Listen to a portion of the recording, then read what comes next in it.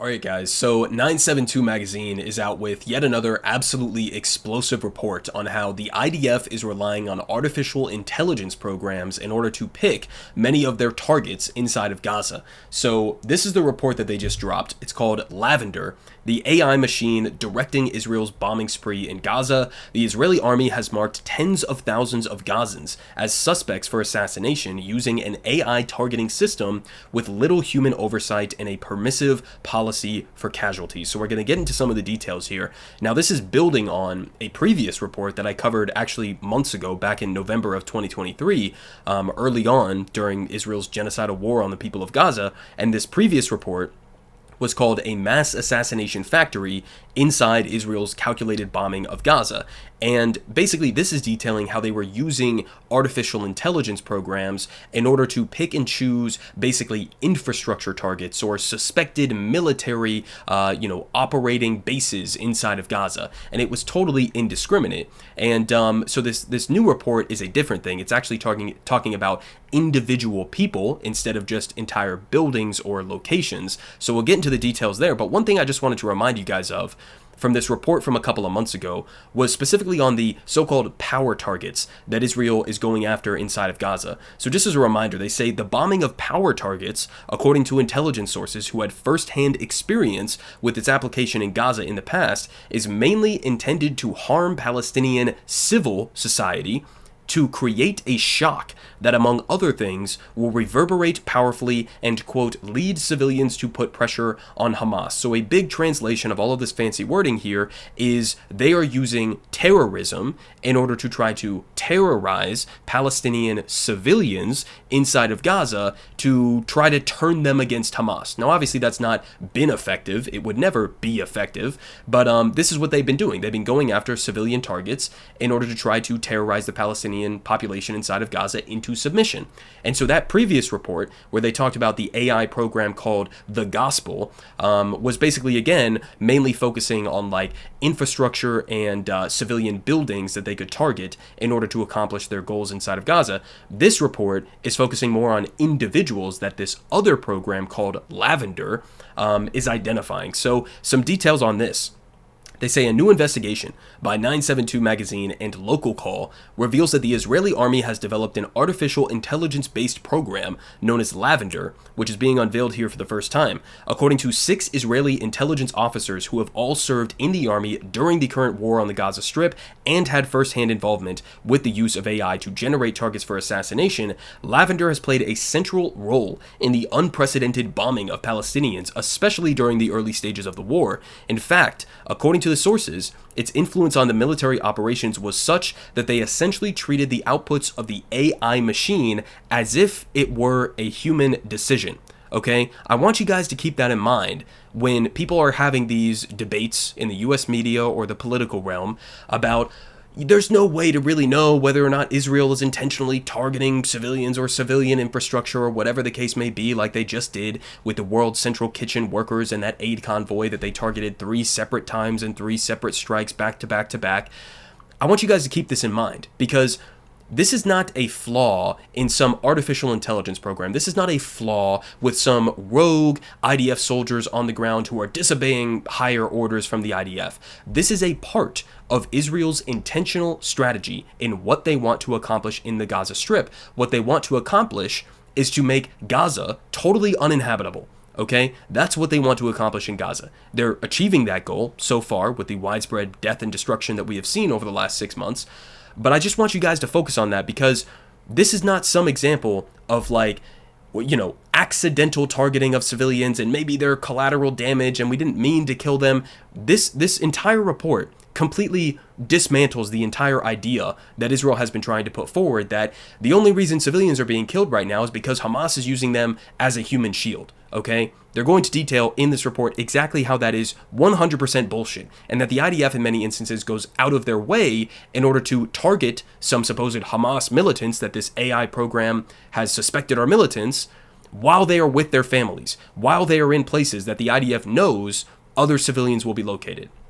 So they say during the early stages of the war, the army gave sweeping approval for officers to adopt Lavender's kill lists with no requirement to thoroughly check why the machine made those choices or to examine the raw intelligence data on which they were based. One source stated that human personnel often served only as a rubber stamp for the machine's decision, adding that normally they would personally devote only about 20 seconds to each target before authorizing a bombing. 20 seconds.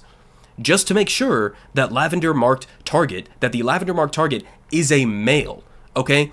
Let's think about that for a second here, guys. This is exactly in line with all of the other reporting that I've talked about on this channel previously in terms of how the IDF basically treats any so-called military-aged male inside of Gaza as a militant or as a strikeable target by default. This is how they have been operating. This is just a confirmation of that, in which we are incorporating artificial intelligence as a part of that calculation. They're talking about spending 20 seconds to verify an AI program that is deemed some Palestinian in Gaza as a suspected militant, and that it is then justified to not only strike that supposed militant, but also everybody in the surrounding area. I mean, think about how terrifying this is, guys. We are approaching an entirely different era of war right now that Israel is unveiling before the entire world, right? Where they are now using artificial intelligence programs to decide who gets to live, who gets to die, within 20 seconds of possible, maybe kind of verification, just to make sure that they're a male, just to make sure that they're an adult male of fighting age. Jesus Christ, man. They say this was despite knowing that the system makes what are regarded as errors in approximately at least 10% of the cases, and is known to occasionally mark individuals who have merely a loose connection to militant groups or no connection at all. They say, moreover, the Israeli army systematically attacked the targeted individuals while they were in their homes, usually at night while their whole families were present, rather than during the course of military activity.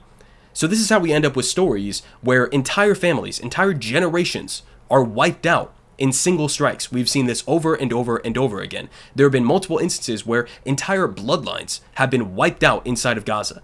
And this gives you an indication in terms of maybe why that's happening. Because the IDF considers it to be a justifiable strike if they suspect, according to this AI program, that there's a militant in any given apartment or any given house, that it's therefore justifiable to blow up the entire house, even if there's 20, 30 other family members that are within it, that are non-militants, that there's not even any suspicion of any wrongdoing. This is the kind of logic that they use. They say, according to the sources, this was because, from what they regarded as an intelligence standpoint, it was easier to locate the individuals in their private houses rather than during military confrontations.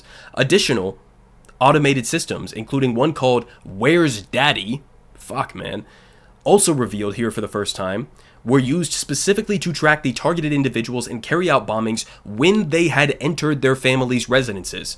Do you guys understand what they're saying here? I mean, they make it explicitly clear. They say, this is a quote, "We were not interested in killing Hamas operatives only when they were in a military building or engaged in military activity." This is a former intelligence officer, okay? On the contrary, the IDF bombed them in homes without hesitation as a first option. It's much easier to bomb a family's home. The system is built to look for them in these situations. So they are explicitly saying here, guys, that they are choosing to go and blow up entire houses, entire apartments, where potentially dozens of people are, just to get one militant. Why? Not because it's some military necessity, not because they have to kill this guy or else he's about to go and blow up Israel, but because it's just easier. It's more convenient for them than having to actually go and fight Hamas militants in the field, okay, in actual engaged combat. We're just going to wait for them to go home at night, and then we're going to blow up the entire house and kill, 10, 20 to 1 civilians to combatants? This is how the IDF is operating. They say, in addition, according to the sources, when it came to targeting alleged junior militants marked by Lavender, the army preferred to only use unguided missiles, commonly known as dumb bombs, in contrast to the smart precision bombs, which can destroy entire buildings on top of their occupants and cause significant casualties. Quote, "You don't want to waste expensive bombs on unimportant people. It's very expensive for the country, and there's a shortage of those bombs," said one of these intelligence officers. Another source said that they had personally authorized the bombing of hundreds of private homes of alleged junior operatives that were marked by Lavender, with many of these attacks killing civilians and entire families as collateral damage. So this is part of what this entire report here from 972 goes into, where they basically have completely expanded, they've drastically expanded their list of, I guess, valuable targets, okay? It previously used to be mainly just senior Hamas commanders, right? Or leaders within the Hamas militant organization. And those would potentially, right, okay, we know that this highly ranked senior Hamas commander is in this specific location. We have a chance to take him out. Maybe there will be a handful of casualties along the way, but we're going to use that as a justification to bomb this house. Since October 7th, okay, during this genocidal war on Gaza, they've expanded this standard to be anybody, any single member who they even mildly suspect is the lowest ranking member of the Hamas military wing, then suddenly they have now made it justifiable to blow up an entire house in order to get somebody who's totally militarily irrelevant. So they detail that here. They say, in an unprecedented move, according to these Israeli intelligence sources, the army also decided during the first weeks of the war that for every junior Hamas operative that Lavender marked, it was permissible to kill 15 to 20 civilians. They say in the past, the military did not authorize any collateral damage during assassinations of low-ranking militants. The sources added that in the event that the target was a senior Hamas official with the rank of battalion or brigade commander, the army on several occasions authorized the killing of more than 100 civilians in the assassination of a single commander. I mean, pause the video if you have to read that paragraph again, to understand the implications of what they're saying here, guys. These are not even standards that the U.S. military, which has committed widespread human rights abuses, widespread war crimes throughout numerous different wars over the last decades. This is a standard that is even below some of the worst atrocities that the U.S. military has committed in the last couple of decades. They're saying as a standard, as a baseline, that it is acceptable to have a 20-to-1 civilian to militant ratio killed as a part of these airstrikes to get a low-ranking Hamas militant who even they admit is not really important in any way. It's not strategically important from a military perspective, but they use that hypothetical, maybe alleged one militant who this AI program has identified as a justification to go and kill upwards of 20 civilians. And they think that that is acceptable. A 20-to-1 ratio for a low-ranking Hamas militant. For a high-ranking Hamas militant that this AI program has allegedly identified, it's 100 civilians to 1. They think that that's an acceptable ratio. And this is stuff that we've seen before. This was their justification for bombing the Jabalia refugee camp, right, that we covered a long time ago, where they killed dozens and dozens and dozens of people in this refugee camp. And then afterwards, and I'm pretty sure that was one of the strikes where they used these 2,000-pound bombs that have a potential lethal radius of like 1,000 feet in any given direction. And they justified it by saying, well, we were going after one of these senior Hamas militants. Okay? And so it's like they legitimately believe, which is obviously contrary to international law if you want to have a conversation about proportionality in these strikes, which needs to be taken into consideration according to international law. But the Israeli military operates outside of the bounds of international law. They personally think that it's acceptable to go and do a strike that kills upwards of 100 civilians, 100 innocent people, in order to get potentially one senior Hamas official, a commander, a battalion, or a brigade commander. These are the baseline standards that the IDF has been operating with. And so it's not a wonder, it's not a confusing prospect as to how we end up with a situation where 70% of the people who they've killed since October 7th have been women and children. Upwards of 80-90% of the people who they have killed since October 7th have been innocent civilians, right? How they've killed upwards of almost 15,000 children at this point. If these are your standards, then it's pretty obvious how we ended up in this situation. And just to give you a perspective in terms of what some of this looks like, this was a recent report just from today here from Human Rights Watch. Gaza, Israeli strike killing 106 civilians, an apparent war crime.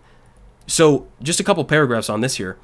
They say an Israeli airstrike on a 6-story apartment building sheltering hundreds of people in central Gaza on October 31st, 2023 is an apparent war crime. Okay, now keep in mind, this is during the window of time, during the earlier stages of this war that Lavender, report that we just went through is discussing. So this could be one of the, locations that these AI programs decided was a justifiable strike.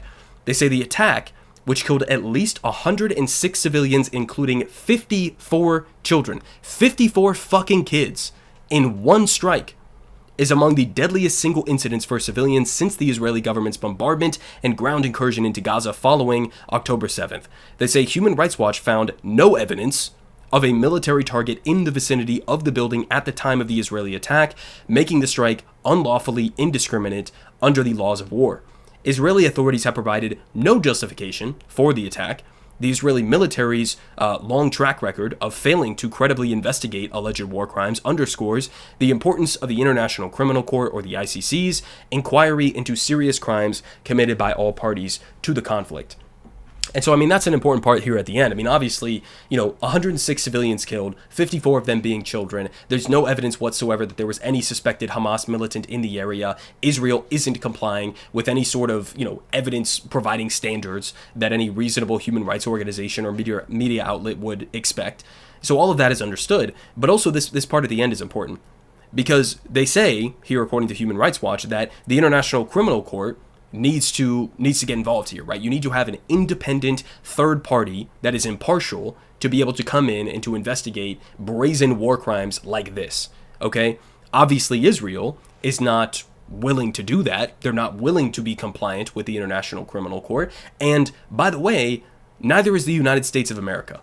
Obviously, we've seen John Kirby and the State Department put out these reports and these statements saying, we haven't seen any examples of Israel violating international law. Think about that in contrast with reports like this. 106 civilians, 54 of them children, killed in an airstrike where there were no suspected militants. And the State Department, John Kirby, Biden, coming out and saying there's no evidence of any violation of international law. So that's insane in and of itself. But what's also insane is that in that recent congressional funding bill that I talked about, part of what they included in there was obvious hard cuts to UNRWA, the UNRWA, and further trying to strangle the Palestinian civilian population amidst an ongoing famine right now.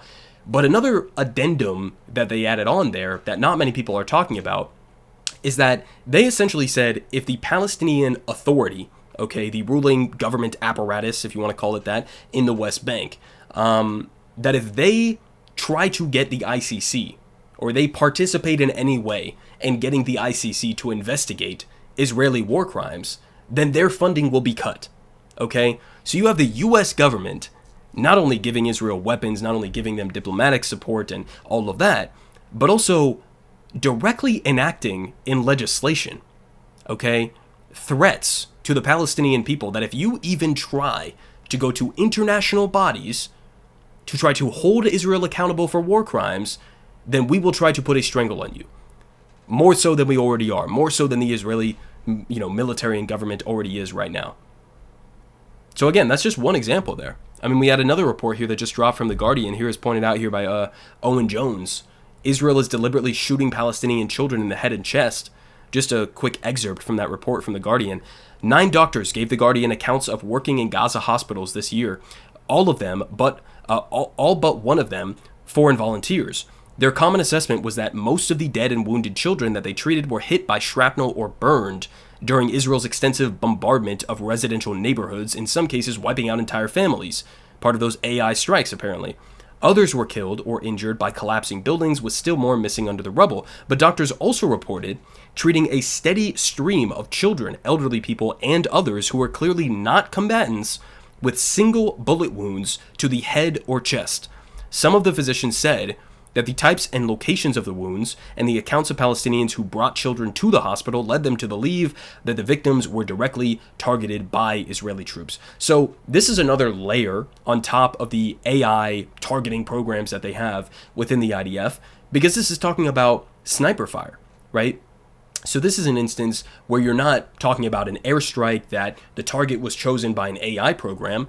This is a person. This is a fellow human being who is sitting behind the scope of a sniper rifle, looking down the barrel at a child or an elderly person who are non-combatants and choosing to shoot them through the head, choosing to shoot them through the chest. So, I mean, these are also war crimes. They're a different variation from the other war crimes that we just discussed, but still war crimes nonetheless. It's gotten even to this point, guys, and this has kind of blown my mind a little bit, that even some of, the least expected people that you would possibly think of are coming out and criticizing Joe Biden's policy. So here's just a couple examples. I'm not even going to play the clips here, but this was on Morning Joe, I believe yesterday. Former Condoleezza Rice advisor and National Security Council spokesperson Elise Jordan erupts at President Biden's unwillingness to condition weapons aid to Israel. And she basically came out and said what I've been saying and many others have been saying for weeks now, which is like, we keep getting these reports at how mad Biden is behind the scenes at Benjamin Netanyahu and how fed up he is and how he's also not changing any of his substantive policy towards Israel and he's going to continue giving them billions of dollars in weapons and doing absolutely nothing to stop them. And she basically just called bullshit on that. And she said, listen, you can't keep saying, as they say down here in the Chiron, Biden outraged by Israeli strike. It's like you can't keep saying that and then doing nothing about it, using none of the leverage that you have at your disposal. So Biden at this point is now losing former advisors to Condoleezza Rice, okay, just as a reminder, who worked under the George W. Bush administration to help justify the war in Iraq. And there was a second one here, also from the George W. Bush administration. Morning Joe guest Richard Haas calls for sanctions on Israel, criticizes Biden, saying, at some point, the words become empty. There has to be trade sanctions. Biden looks weak and impotent. Somebody who worked, I believe part of what this guy did was he worked as like a close advisor to Colin Powell, okay, a key member of the George W. Bush administration that helped to lie to get us into the war in Iraq.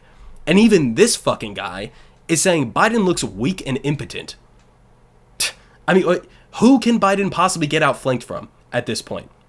He's getting outflanked by multiple different advisors under the Bush administration, one of the worst administrations in terms of war crimes in modern American history. He's getting outflanked from them. He's getting outflanked from the ghost of Ronald Reagan, right, who threatened Israel and said, you guys are committing a Holocaust in Lebanon right now. You have to cut that shit out. And they did immediately. He's getting outflanked by Ronald Reagan. He's getting outflanked by George H.W. Bush. Who else could possibly outflank Joe Biden on this issue? It is like he has such a deep ideological, personal, emotional attachment to Israel that he is totally unwilling to do anything material to actually put them in check. I mean, how many different fucking reports can we get like this? Biden's ultimatum, oh, he's mad again. Change Gaza policy or we will. So, I mean, all my sources are linked down below. This, to me, I mean, it's a slightly more aggressive headline that we have here than the one we covered yesterday from Politico, where Biden was, like, angry about the World Central Kitchen strike, but said he's not going to change policy. This one says, apparently, they're threatening Netanyahu, and they're wagging their fingers real hard. Oh, they're wagging their fingers as hard as you could possibly imagine, and saying, if you guys don't take civilians into consideration more, then maybe we'll have to change policy, right? So, I mean, it is just empty threat after empty threat after empty threat, okay? Joe Biden has been giving them billions of dollars in weapons since October 7th. Under the table, many of them hundreds of millions of dollars under the table that he tried to hide from Congress by keeping it below a certain dollar threshold.